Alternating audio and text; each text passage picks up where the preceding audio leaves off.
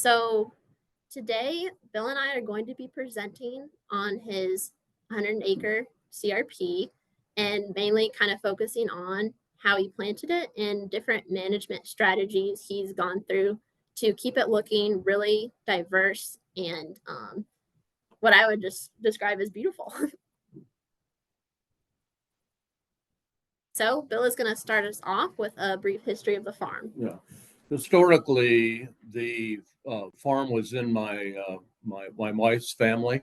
Her great grandparents were Dutch immigrants who came here in 1904, and as was the practice at the time, they set up a mixed-use farm, and that included raising chickens, hogs, as well as corn, flax, and soybeans. And significantly, Gene's great grandfather was a honeybee keeper.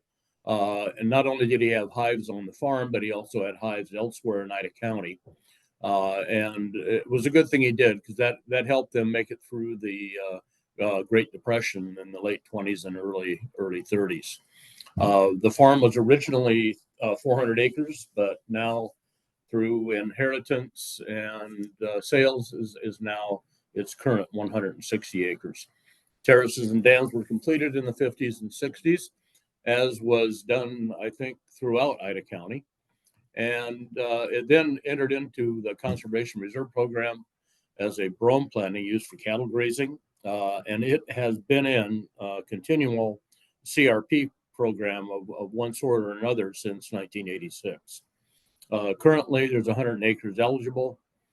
And in 2006, or prior to 2006, my wife's uncles, of which were two, wanted to keep the farm in the family, and they gave me offers that I couldn't refuse. So anyhow, we ended up purchasing the 2/3 of the farm, and then the 160 was ours to do with.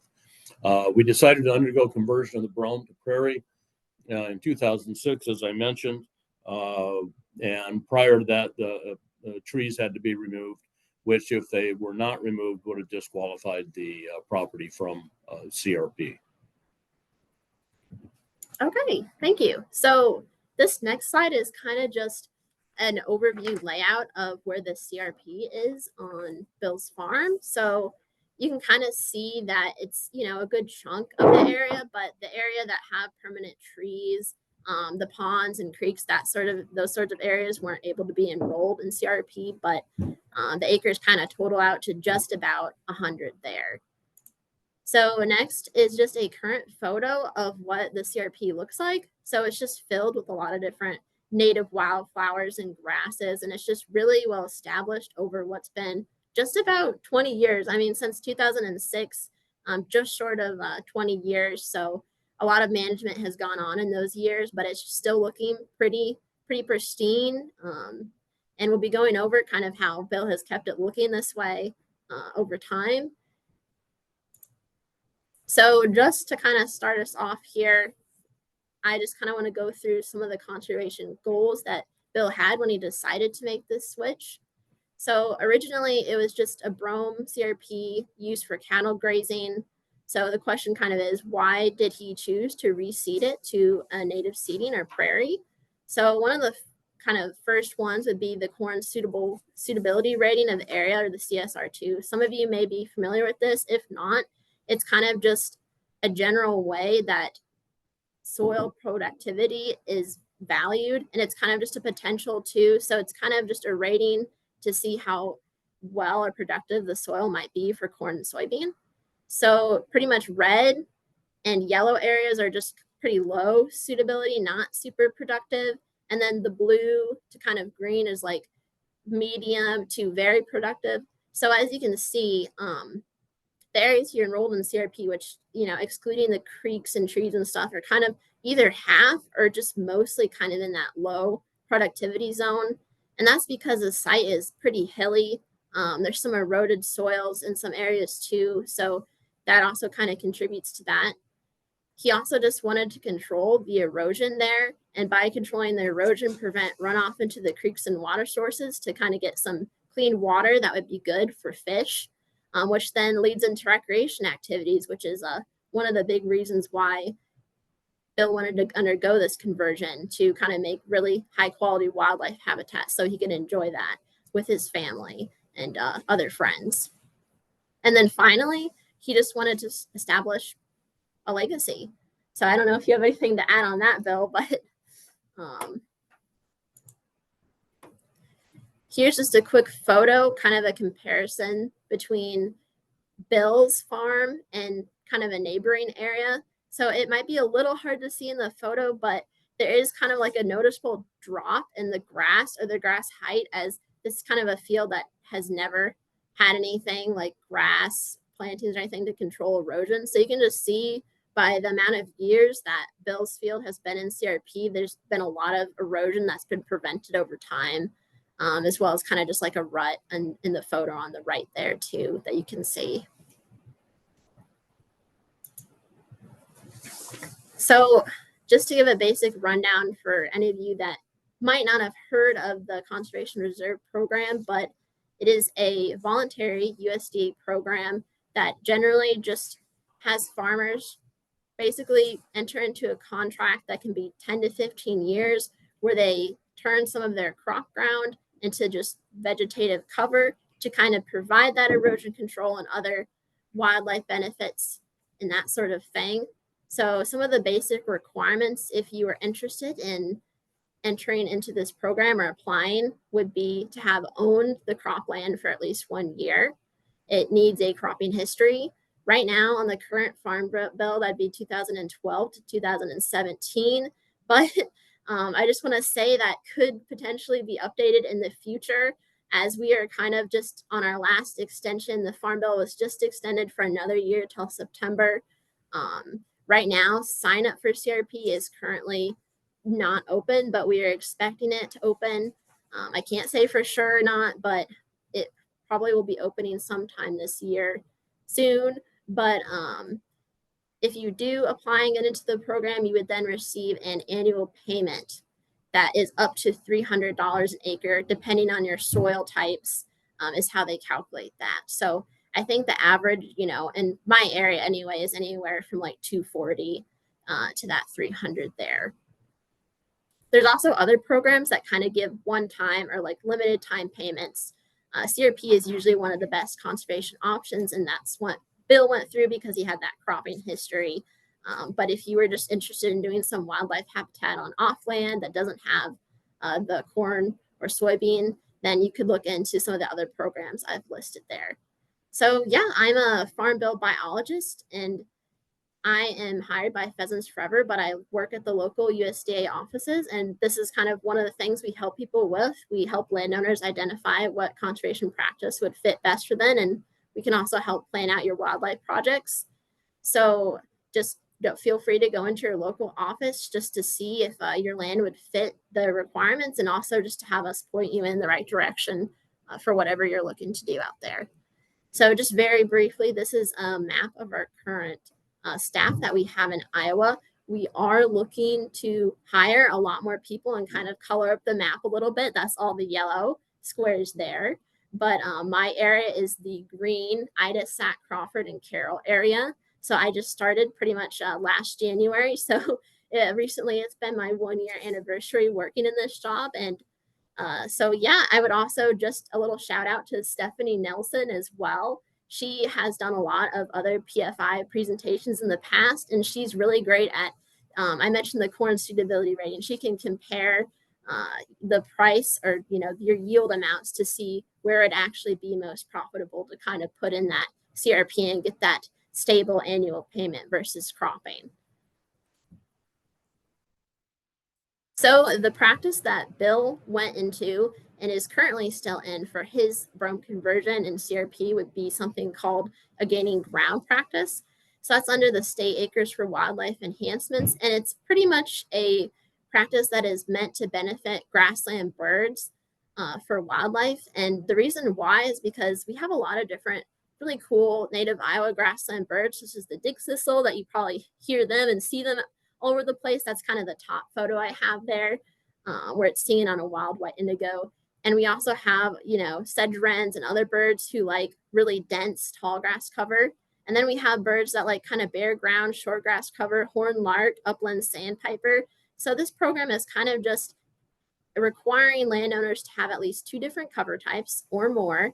You plant those, and then you're providing different habitats for different kinds of grassland birds that we have in Iowa. The minimum would be 10 acres. Of course, Bill has 100, so he's well above that amount. But even if you have less than 10, it can be possible to enroll into this program if you're adjacent to like natural cover as well. So I would just go into the office and ask if you're interested in native grassland bird conservation. And so, yeah, this is just one of the very many practices available under CRP, but we don't have too much time, so I won't be digging into the other practices today, but that is the one that Bill has, and he definitely has a lot of different grassland birds on his property. Okay, so yeah, Bill is going to take back over and start talking about the process that he used to convert his CRP from smooth brome to native habitat.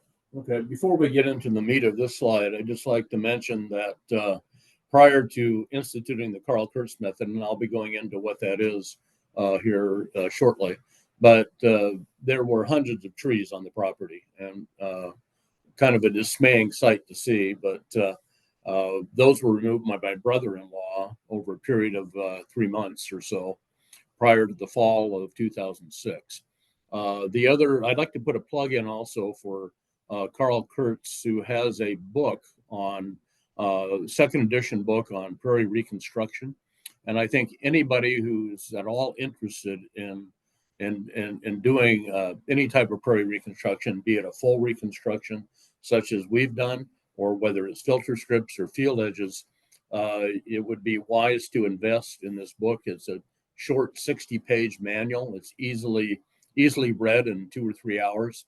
And it gives you all kinds of tips and hints about how you can successfully carry out a prairie reconstruction.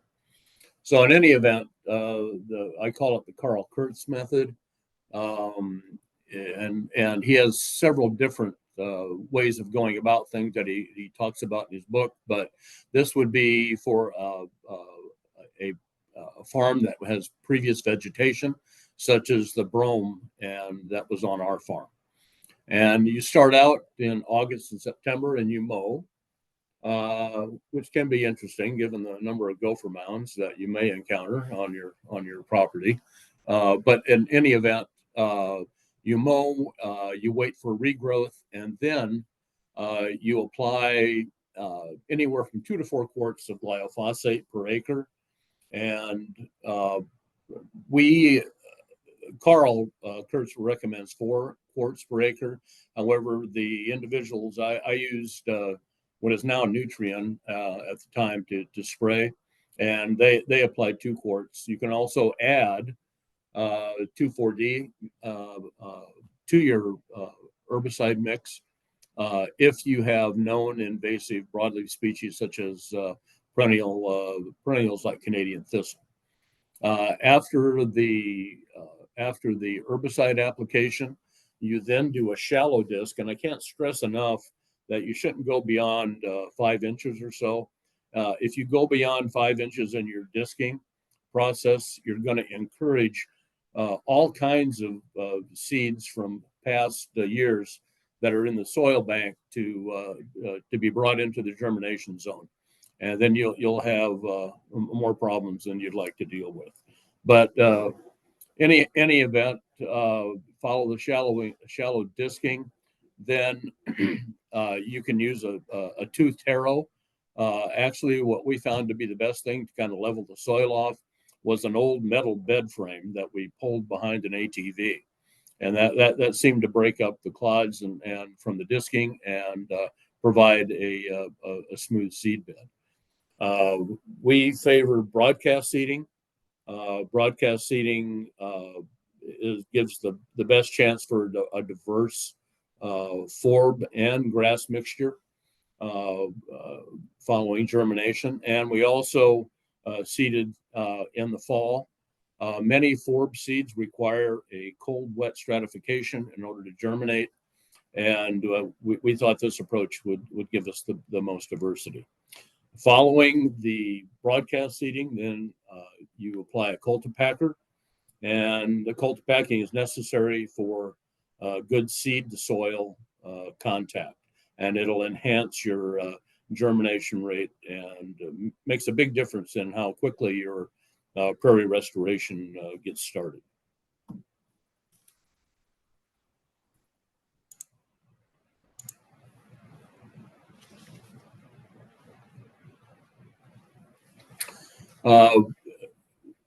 Before we I talked to Carl.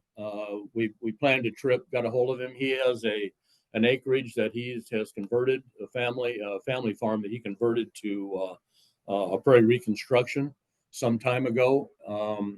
And we visited his farm in St. Anthony's and engaged him in obtaining seed from the harvest thing that he does on a yearly basis on his farm. Most of the, I think, I can't speak of all of the seed for his reconstruction came from Doolittle Prairie, but a substantial portion of the seed for his reconstruction did come from Doolittle Prairie, which is a native prairie in Story County. The seed mixture was subsequently seeded by John Judson of Diversity Farms. Both of these individuals are quite well known throughout Iowa as being experts in prairie reconstruction. The first seeding again was in 2006. Subsequent seedings happened from 2009 or 2007, I should say, through 2019 until completion. And apart from the initial seeding, which Carl Kurtz's seed was used, the remaining seedings had their seed obtained through Diversity Farms, John Judson. So I'm going to jump in and give a little more detail on the seed mix and source. So Bill kind of gave us his sources, but through CRP, you also have pretty decent cost share. It is on the seed mix per acre that I have kind of this amount listed. So that would be not the full 270 an acre, but around 80 to 90% of that. Usually, if you're doing a new CRP, you can get some cost share on that through sign up incentives and practice incentives and that sort of thing. But from what I see, at least in my area, I can't speak for all of Iowa, is I can see a lot of like pretty good diversity mixes with, you know, a lot of different species, anywhere from $130 to $180 an acre on the mix. Of course, if you want to do a higher end seeding, that's going to cost you more depending on how many forbs you put in there, up to $270 an acre.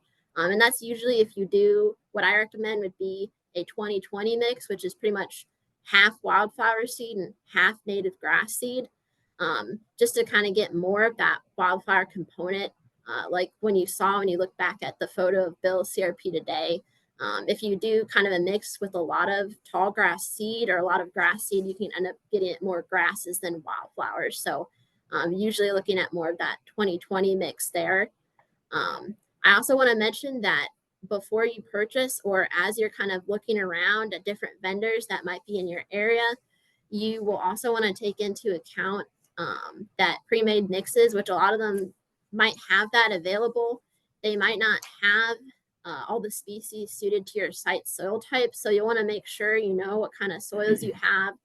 For example, blue grama, that's the native grass we have. It really only likes dry, sandier soil. So if you're planting it in an area that's kind of wet, or even kind of like a little bit wet to medium soil, it's going to be harder to get that growing and taking there. So I guess ultimately you'll just want to make sure your seed mix is approved by NRCS before you put anything down, and they will kind of let you know if anything's jumping out at them, like, oh, this flower is, you know, kind of maybe a southern species, not even in Iowa, but it's in the mix, so you should include that, and kind of can give you some suggestions and adjustments there, so you're meeting all the NRCS standards before you seed that mix into the ground. And I guess one final point is just the number of tall grass seeds. Like I said, you want to include more wildflower seeds in the mix if you want to have something with a lot of those wildflowers going forward into the future. It's really hard to go back on yourself with native seedings, as we've been kind of talking about with the seed bed prep and just also your seed mix, like you kind of want to just get a really good start from the beginning. So then when you carry on into the future, you kind of have that good foundation of native seedlings kind of there. So the tall grass seeds I'm talking about would be like switchgrass, big blue stem, and Indian grass. Those are the big three we call them, of tall grasses that, as you can see with my rates listed below here, if you include too much of that per square foot or per acre in the mix, then you can get kind of just a pure tall grass stand. And sometimes, maybe that's what you're more interested in, just to benefit different wildlife types, like some of the grassland bird species I mentioned, or even like deer like to bed down in that.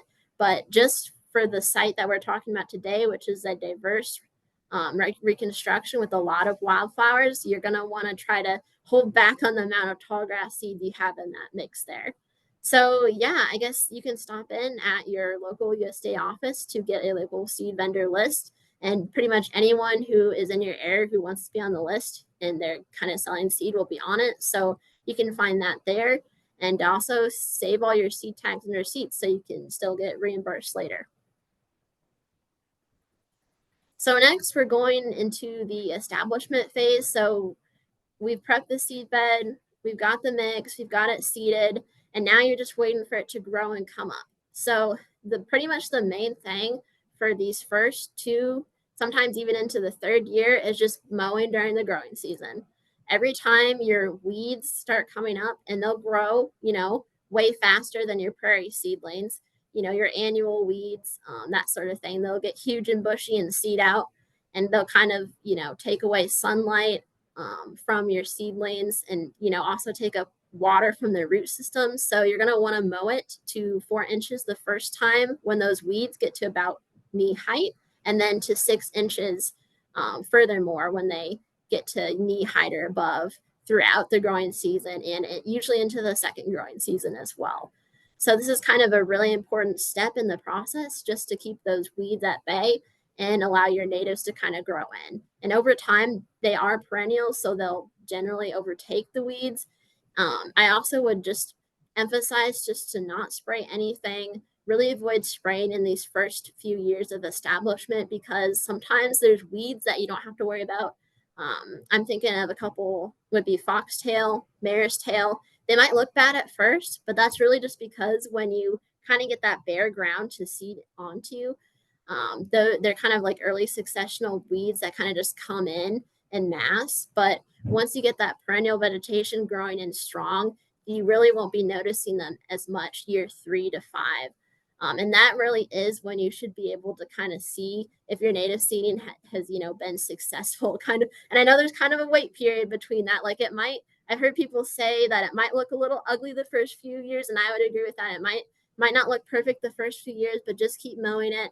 And then if you still have issues kind of a few years out, you can start treating those weed problems and tackling those a little bit more. So after you've done the mowing and establishment phase, then you get in kind of just long-term management. And the main management that we're going to be recommending will be prescribed burning. So that can be on a rotation from anytime from 2 to 5 years. In CRP, you are required to do what's called a mid-contract management, and that would just be once through your contract period if it's a 10-year contract. But I would really recommend doing it a little bit more often if you want to keep that heavy wildflower component in your reconstruction, because the wildflowers just really love prescribed burning. It kind of clears off the duff in the ground. It can help keep volunteer trees in control as well. So here's just a couple quick photos of burns that Bill has done on his CRP ground. And you do want to make sure you have a burn plan and you contact the local fire department. Don't just go out there by yourself with a hose and a water bucket or something. Like, be careful about it, and, follow all the safety regulations, that sort of thing that you need to, because when you have a nice native stand, it will burn tall and fast, and it'll really, really get going across the field quickly. So here's just another one that was really neat that Bill took, where he has the fire kind of raging in the background with his flags there. So when he does this burn regimen, and I think you said it was every 2 years, Bill?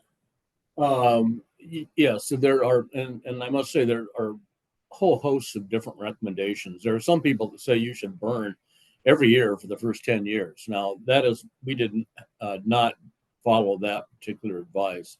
But yeah, I think in terms of our reconstruction, we do a burn for the first 3 years, and then after that we alternate it with some tracks getting burned, and then whatever is subjacent to it not being burned, and that allows for recolonization of various insects and whatnot that are part of the prairie biome, then to repopulate the area that was burned.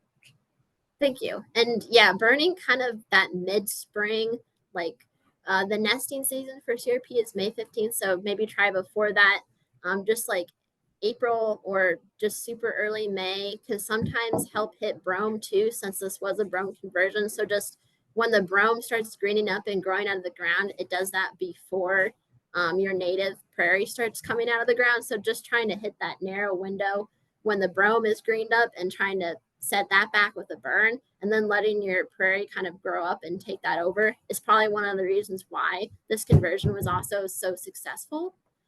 So this is just a photo of what it looked like this spring when I went out there.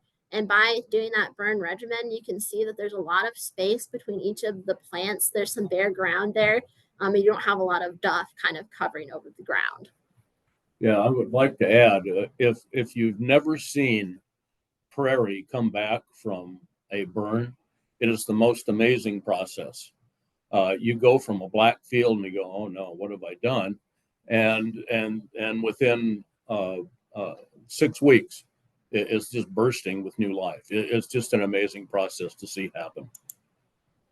Okay, so that was kind of the process, kind of going from seeding it, prepping that seed bed really well. That might be one of the most important steps right there. And then mowing it.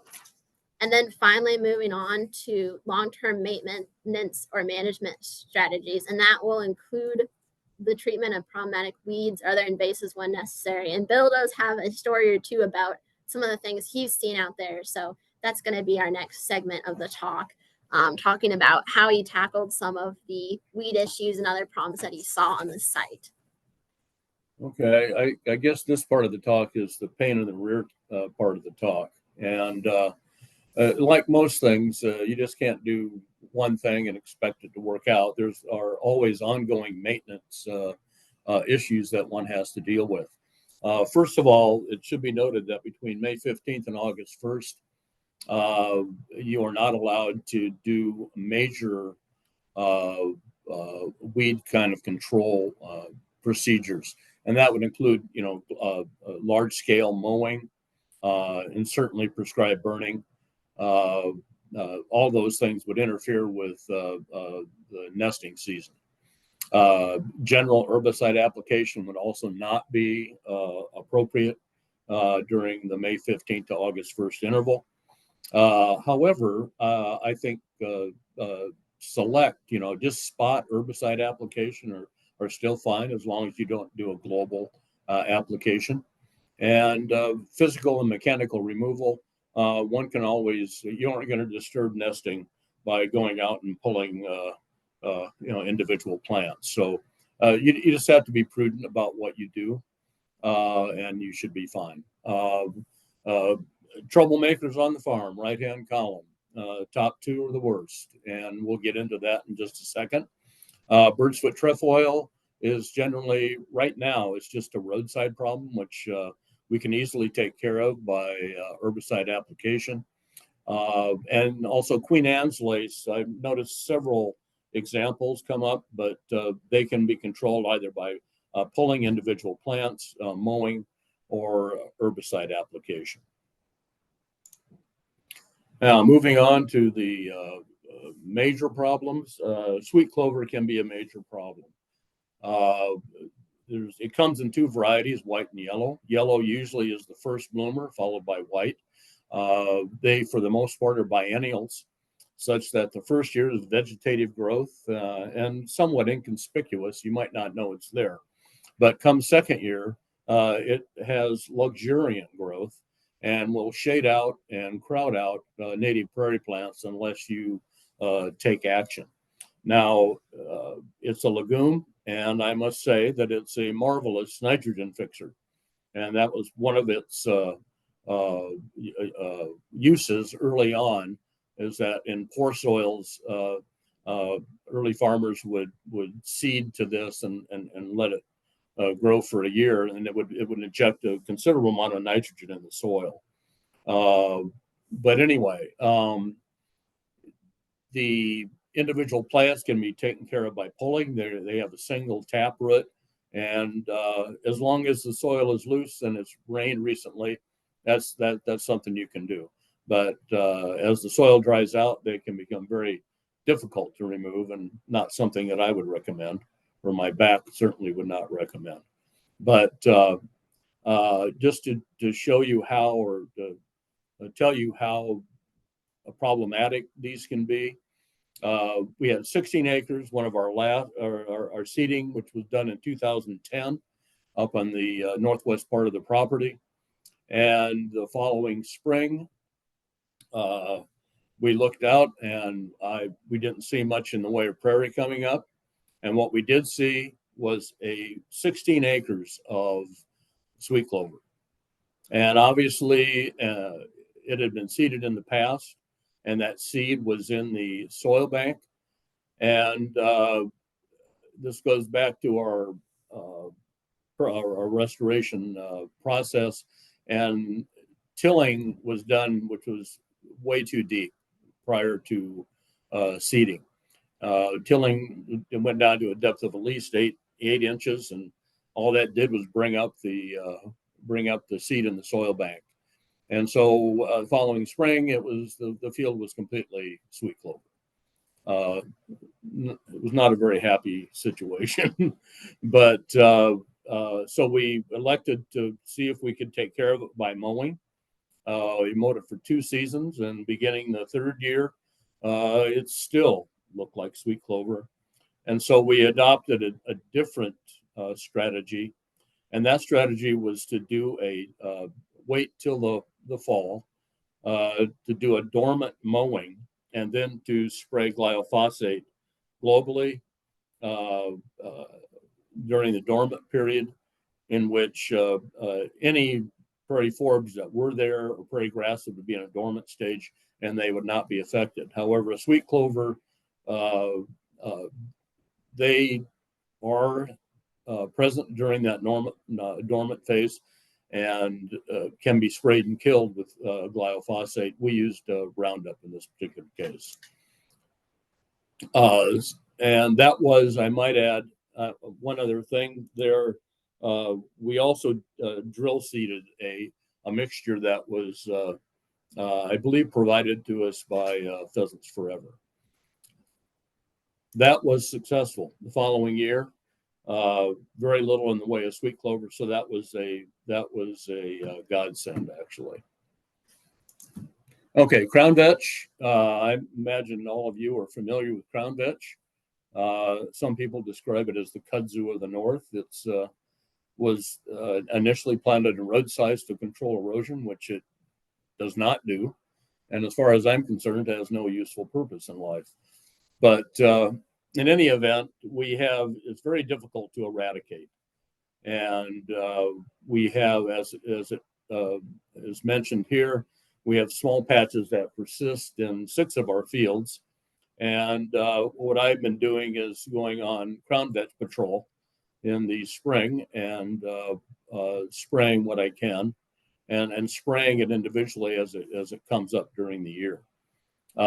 That's good for local control, but one of the things you'll come to understand as you spray these patches is that you see the flowering part of the plant, but what you don't see is the plant that's not flowering, that's spread out 6 feet from the mother patch.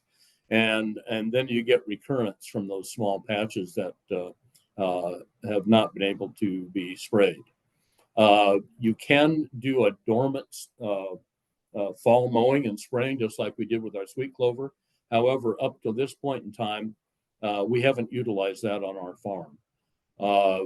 As it's shown down below here, The spray you use during fall or dormant spraying is glyphosate, but I must say that clopyralide, in particular, we use Stinger, has worked well to control small patches. Okay.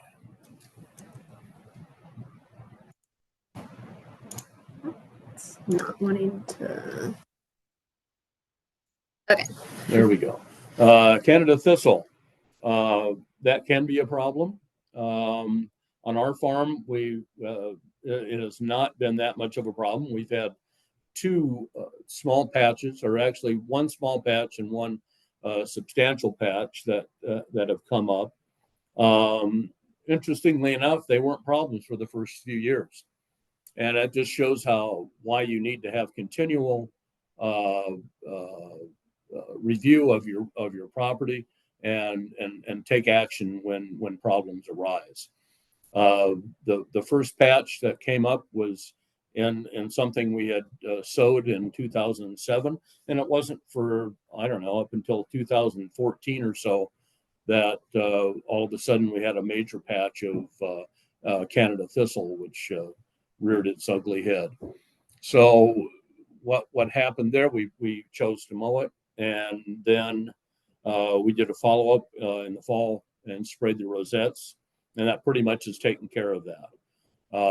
We had another patch that arose at the base of our upper dam, and again, that came after the soil was disturbed for an additional seeding. That patch was small and was easily taken care of by applying clopyralide or Stinger. And I must say that Canadian thistle is very, very extremely sensitive to clopyralide, and is also extremely sensitive to milestone. And using milestone and Stinger, or aminopyralide and clopyralide, there are some prairie plants that are relatively resistant to the impact of those herbicides. So it's not like spraying a Roundup or other glyphosate. So those can be used to advantage if you have some native plants that you do not want to be impacted. Okay. So just a couple more thistles here, but in this scenario, it's just a little bit different because rather than needing to spray, this is one of those cases where you can actually kind of just mow these two. So bull and musk thistle are both biennials. That means they only grow for 2 years before the plant will then die. So in the case on Bill's farm, it was kind of where you see the star on the map, that whole kind of back slope area that they seeded, one of the last fields that they converted, just had a ton of what I think was probably musk thistle coming up there. And what they did was just continuous mowing for a few years, maybe like 2 or 3 years, to kind of treat that there, and just avoided spraying entirely. And you can do that in these scenarios. And like I said earlier, it might not look great during that establishment phase, but if you just keep mowing, that there's some problems that you can treat effectively that way. So I know there's a lot of different invasive species and weeds out there too. So if there's something you're unsure about, again, just stop into the office or get some professional advice on whether or not you need to treat it with a spray, or what kind of treatment you need to do, or if you don't need to do anything at all. For all Bill's management techniques, he's keeping this reconstruction in pretty good condition. But if you just have like a small patch of something here and there, you can go after it and treat it. But depending on what species it is, it might also kind of be controlled on its own, or something you don't need to worry about. So just make sure you kind of get some advice there and see what you need to treat or not treat. So yeah, this one with mowing here, or you can do a little bit of spot treatment with an herbicide as well in very small patches or clumps. But in this case, it was like field wide and really thick, so they just kept mowing it for quite a while. So this is what that back slope looks like too now. So you can see that these are pretty much just all predominantly native species now, Cytodes grama and world milkweed there. So after that mowing and that treatment had been done, it's looking pretty good now in 2025. So I would say that it was an effective method. And I have one other kind of case where I actually just saw a similar thing at another site I went to this year. So this is kind of just a ton of musk thistle coming in. These huge rosettes that they have kind of get large enough to crowd out other native seedlings. So it really did need to be mowed. And this was a site just in its first couple of years of establishment as well. So it was mowed later that summer in the picture on the right there. And you can see there's a bit of duff, which isn't super ideal, but it's not too much. But for the most part, the thistles have been mowed and prevented from seeding out that year. And also, when I walked that site, there is also just a lot of native prairie plants coming in as well. So just avoiding that herbicide when you can is a really good thing to do to kind of let those natives come in and grow and hopefully outcompete the other weedy species over time. So yeah, I guess just one final note on the thistle. I know we went over several thistles at once. They're probably the most common problem I hear about is Canada thistle. So it's a pretty common problem for a lot of sites. But native thistles, there are some of those as well. So I guess it can be hard to tell them apart, but they tend to have a white underside to the leaf.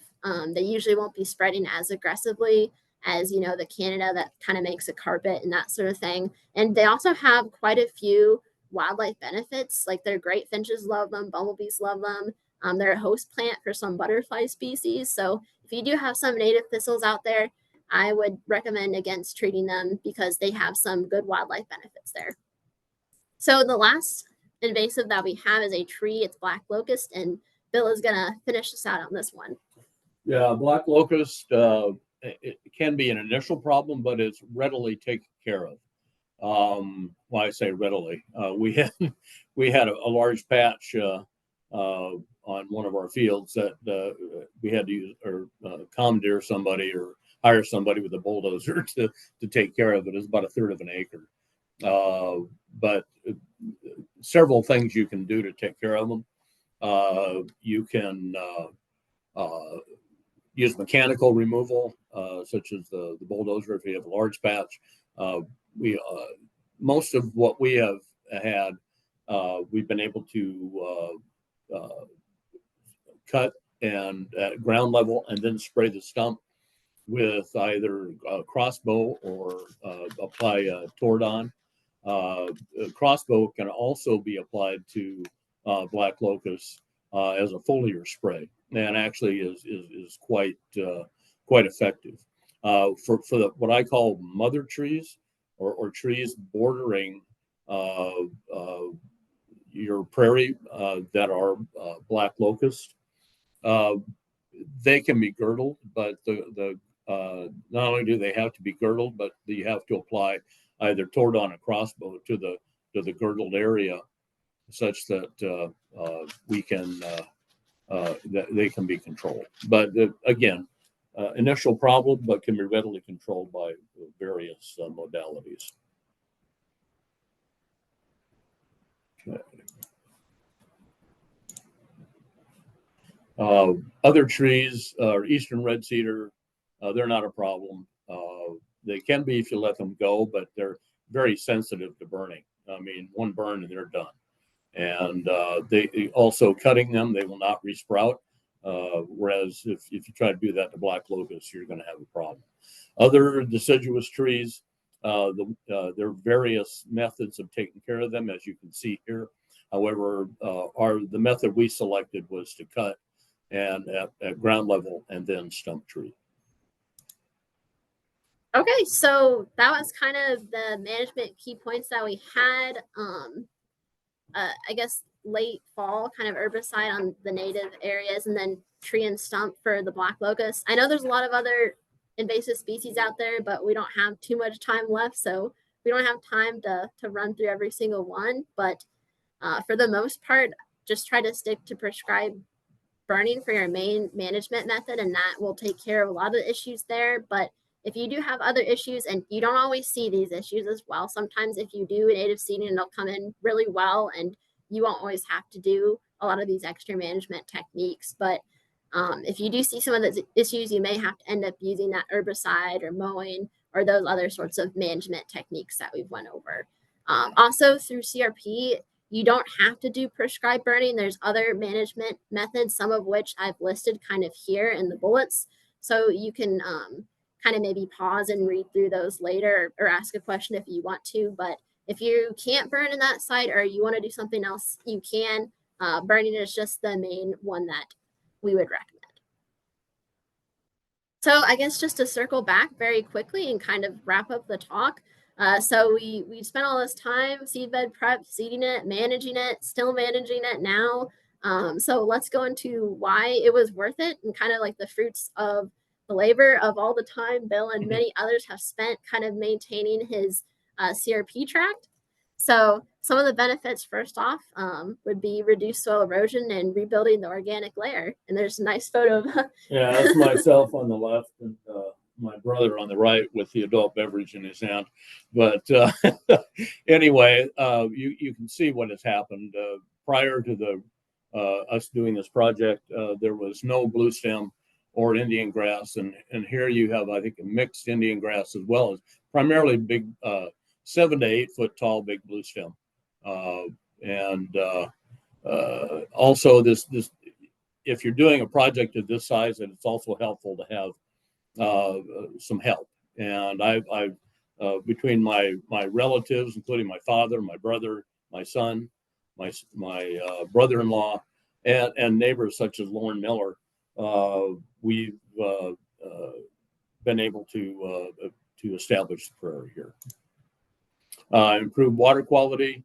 Aside from this being one of my favorite pictures and one of the few still nights in Iowa, the glass-like surface of the pond, the ponds are very clean. We have some problems with algae and whatnot, but for the most part, it's clean, and I can attribute a lot of that to the filtering quality of the prairies surrounding the ponds. Yeah, so the prairie roots on those plants, they go, 9, 10, some of them even 15 feet deep. So they're going even further deep underground and kind of filtering that water there. Yeah, and in terms of wildlife habitat, I can't even begin to tell you how prairie promotes wildlife habitat. On the left is we had a roost of monarchs in 2011 in September. I had hoped that they would come back again every year after that, but I guess it varies from year to year. But 2011, we had a major roost with clumps of monarchs in the trees and clumps feeding on our rigid goldenrod. The middle picture shows orb-weave spiders, and they conducted a home building on the downward slope of our upper dam in August back in 2011, and was a dramatic sight one morning when the dew on accentuated their webs. Also, every spring we can expect to be entertained by turkeys, wild turkeys on our farm, and they put on quite a display, stomping and signing, and it's just something that's very interesting. So yeah, this is just a few photos that I took just this summer. So yeah, just the current site in the middle there. I guess the one in the top left is actually hey, let's see if I can turn the laser pointer. Bill doing kind of like a ID plant training. So you can host events and other things out there too. Just a few different cool flowers, and there's some native bees over here in this one enjoying the prairie.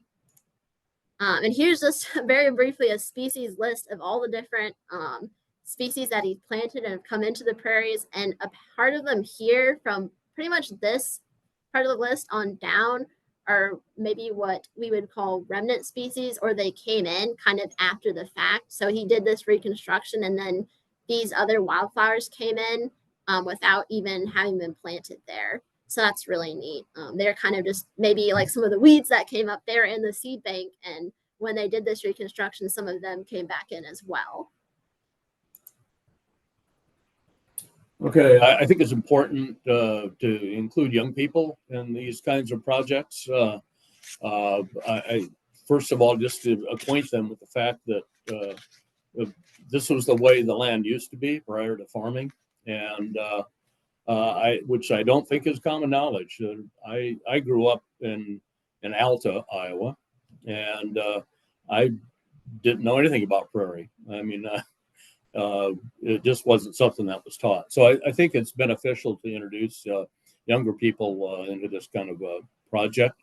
And then that's one of my nephews on the right, and the ponds have a mix of crappie, bluegill, and smallmouth bass, and he's the proud catcher of one of our smallmouth bass. Now, and Legacy, I mean, I look at this picture, and I mean, who would not want to preserve this, you know, for future generations? I just think the land is beautiful, and would like to preserve it for generations to come, and that's my intent. As a nod to Clarissa and Pheasants Forever, this is my son Ian. He is an avid hunter, loves pheasant hunting, and between our 160-acre reconstruction and Warren Miller's 400-acre mixed prairie grass and forb property to the east, we have some of the most premier pheasant hunting property in Northwest Iowa. Awesome. Well, thanks for listening. That was what we had for the presentation, and just thanks to partners that help support my position, and thanks Bill for coming out here to help present.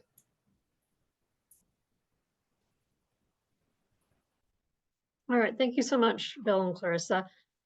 We do have a few questions. Let me get them.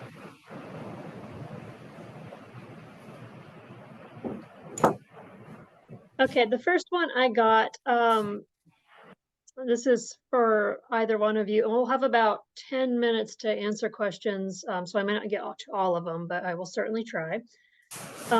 Prior to 2006, how were the trees removed from the land, Bill? They weren't. That's the easiest way I can answer that question, and that's part of the reason they became problematic. There were some small attempts at removal, but they were ineffective.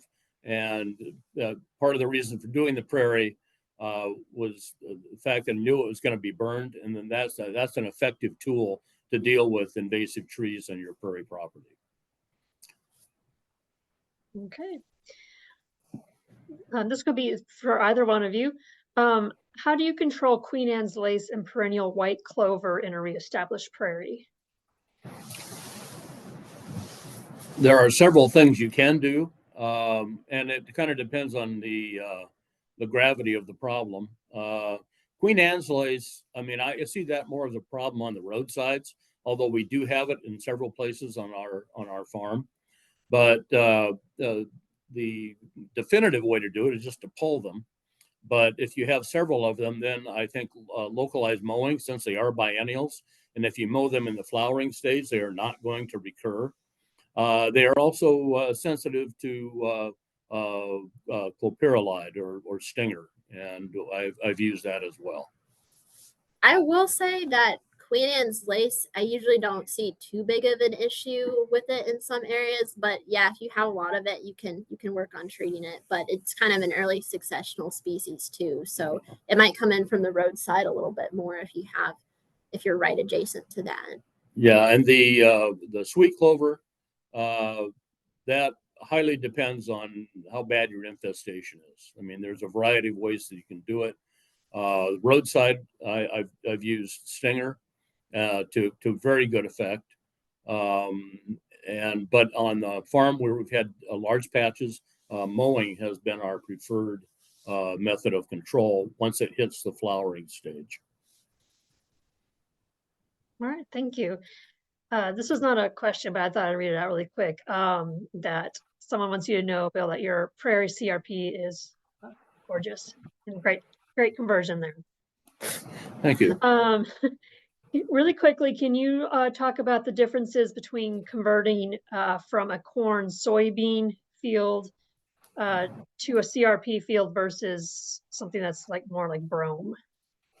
So the brome conversion is a little bit trickier and takes a little bit more effort to kind of get rid of that brome. When you just seed onto a corn soybean field, you don't really have to do all the mowing, herbicide, that sort of thing, because you're starting with bare ground there. So at most, if you can seed it either in the spring and do a spring seeding, and usually you could spray something like glyphosate or Roundup like a week ahead of time to kind of get rid of any like early weeds that might be coming in, and then just kind of no-till drill or seed in there. Or you can still do a dormant seeding kind of in the season that was mentioned earlier, November to March, where it's kind of the same thing, but you don't have to do as much of the control of weeds because you're kind of working on bare ground there. So if it's soybean, it's usually not a lot of duff, so you can just kind of go straight in. If it's corn stalks, you will want to make sure there's not a lot of corn husk kind of left over the ground there.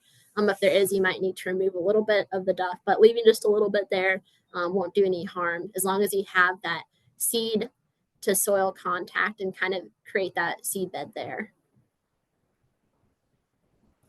Okay, thank you.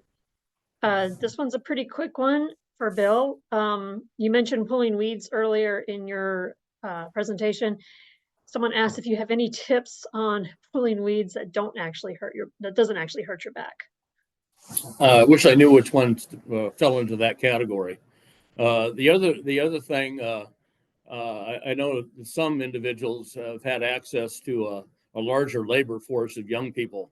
I would highly recommend that if for weed pulling. What about the one that does the root tubers? Does that come like on a long stake? Yeah, there are some specialty shovels that have I know there's one available through Prairie Moon Nursery that's got an extension on the end, and then that's especially useful for things like Queen Anne's lace or sweet clover that have a taproot, and then you can get rid of them that way. But if you're going to do pulling, I would highly recommend you do it after an inch rain. They pull much easier then than they do when the soil is dry. Okay, thank you. So I have one here. Given that glyphosate is a known carcinogenic to both humans and wildlife, do you have an idea for an organic alternative to managing invasive species, or any practices that could help with that? That's going to go to more mechanical treatment then. So mowing, pulling, or there's even, you can do some grazing through CRP as well. It's a little more restrictive on when you can graze and how much you can graze, but that is an option as well that you might be able to utilize to try to control some of those. But it kind of depends on the weed species too, because obviously if you set cattle out there, they're not going to like graze your Canada thistle, but I guess one of the main ones for something like that then would be mowing repeatedly. And you'll want to keep mowing throughout the growing season to prevent it from going to seed. And then you're probably going to have to do that for multiple years. So you're talking about a longer treatment span. And always use protective equipment if you're going to be spraying. I mean, I think that almost goes without saying. Real quick, this one's probably for Clarissa. It's a follow-up to the question we just had. Really briefly, do you know if there's any research or indication of how long glyphosate stays in the soil? And does it stay in there if it's just if it's limited use or repeated use? So if you just are treating something kind of once with glyphosate at the recommended rates, I believe the half-life is like 7 days, which is why I said that for the seeding, it won't have as much of a residual left over after that time. And then for complete removal, probably like a few weeks, but I don't know the exact number. You'd have to read the pesticide label. So I'd be checking that before you spray anything. Yeah, I think, it's a fairly short half-life for glyphosate based compounds. There are atrazine is one of the worst. Yeah, atrazine. I think that's one you could actually look into if you're seeding onto corn or soybean. So not a brome conversion, and They sometimes use that commonly as a spray atrazine. That's one you could look into because the residual could impact your native seeding when you try to do that. All right, thank you. We have 2 more questions and time, just enough time for both of them, I think. Bill, what is the prep time for your burn? How long does it take you to get ready, and what does that look like? Prep time for a burn. Well, okay, usually burns can happen within, and I don't know if this is answering the question or not, but it usually takes 2 or 3 years of 2 to 3 growing seasons before you have enough material that will support a burn. And it's one of the reasons to include a grass component, because grass usually carries your fire more so than the forb component. So it's good. It's good to have some grass mixture into your planting, not an overwhelming amount because that could overwhelm your forbs. But yeah, 2 to 3 years has been what we have come to expect from our particular project.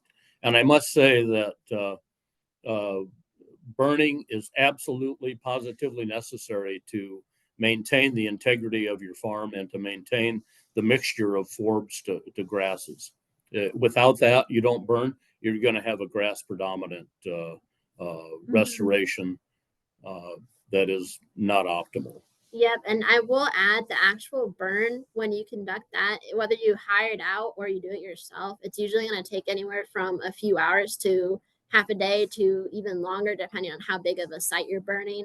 And you want to make sure you have really, at least 15 feet or wider fire breaks too. Yeah, I don't do major burns by myself. I had one inadvertent burn that happened, but doing a small burn, and that was out of control. And I had the embarrassment of having to contact the local fire department, which is something I'd rather avoid. I can understand that.